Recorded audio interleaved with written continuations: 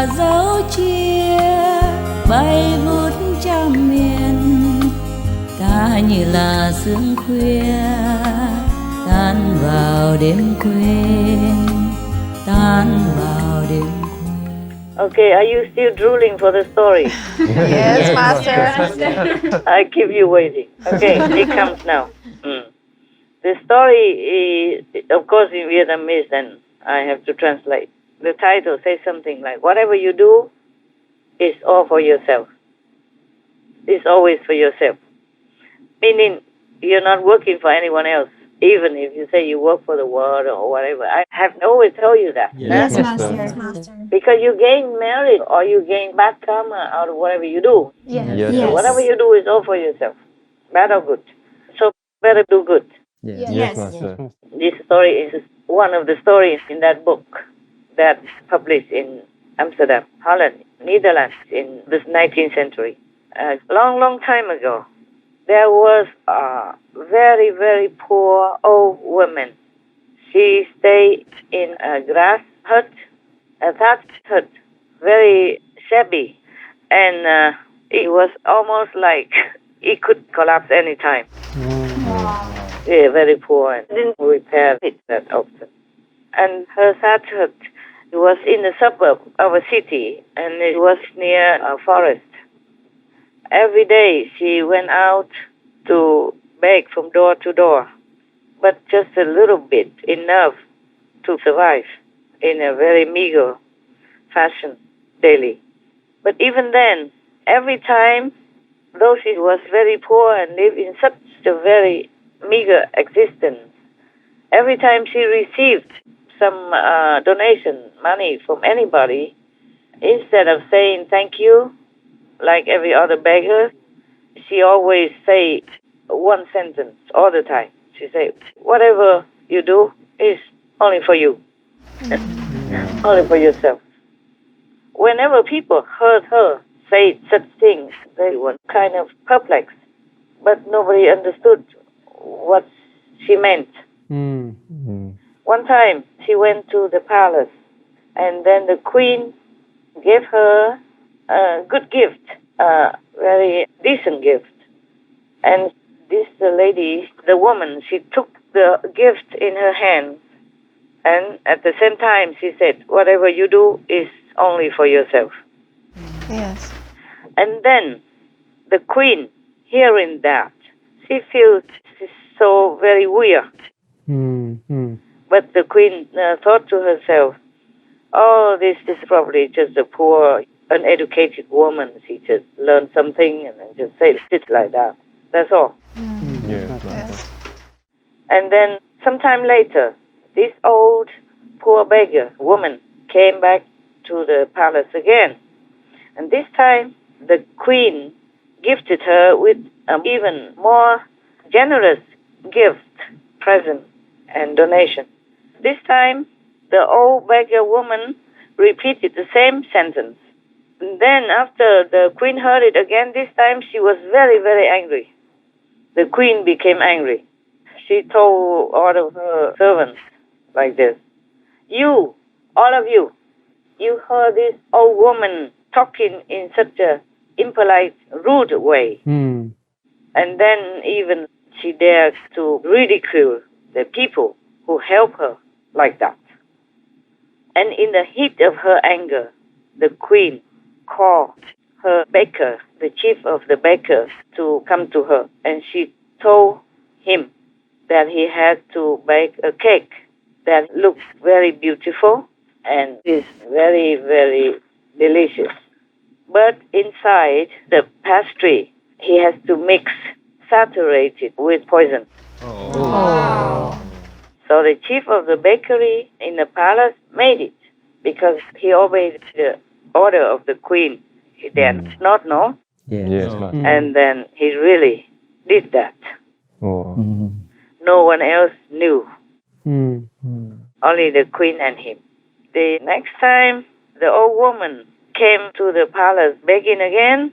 The queen brought this cake out that looked so beautiful and looked delicious and gave it to this old beggar woman. Wow. And then the old woman repeated the same sentence. Whatever you do is all for you anyway.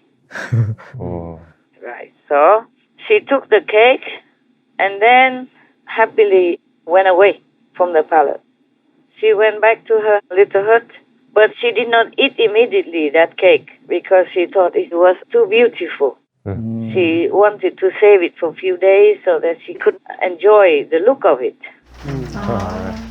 And then thinking how delicious it will be when she finally eats it.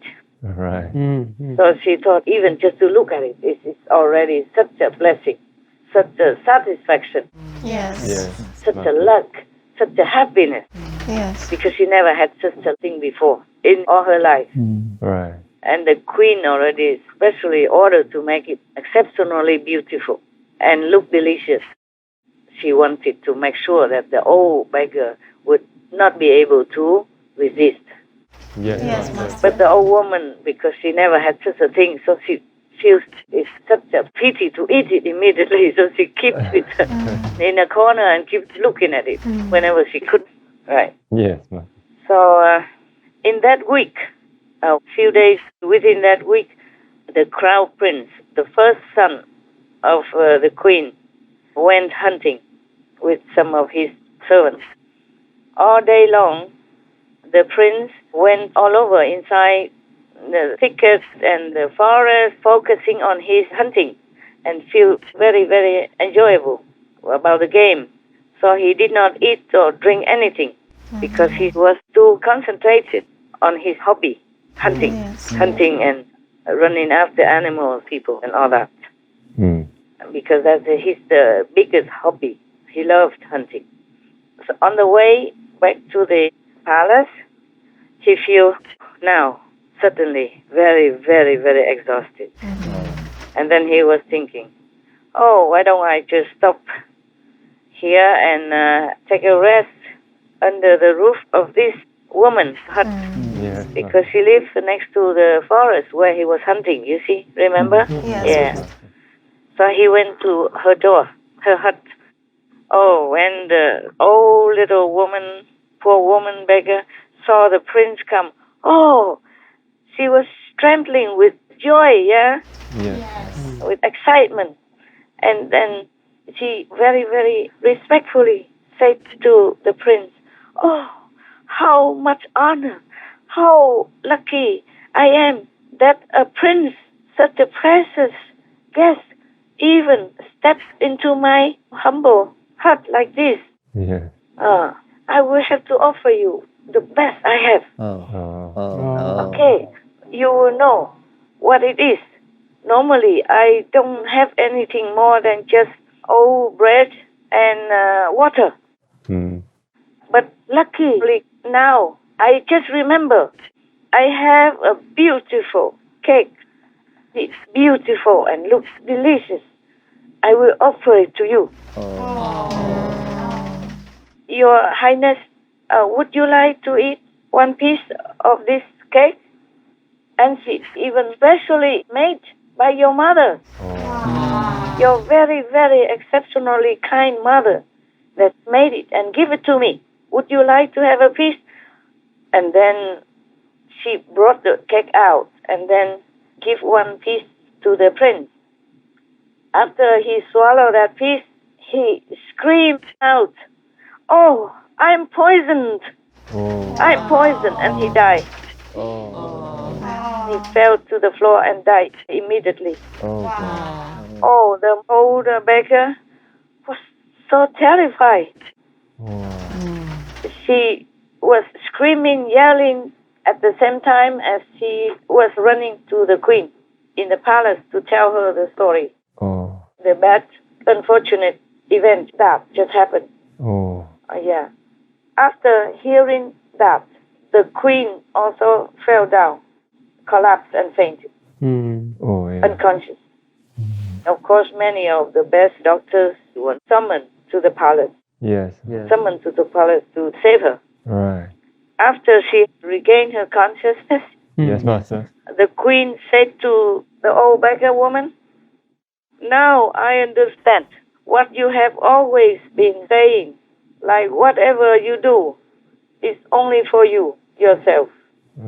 Now I understand why you always say that, and you are right.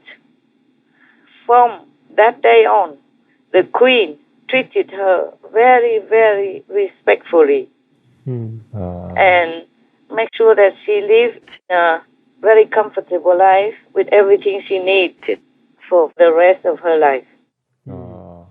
End of story.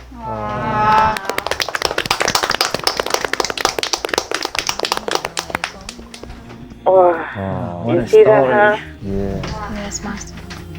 Người như thuyền qua sông trôi mãi xa bờ, ta theo dòng mưa đông bên đồi lang thang.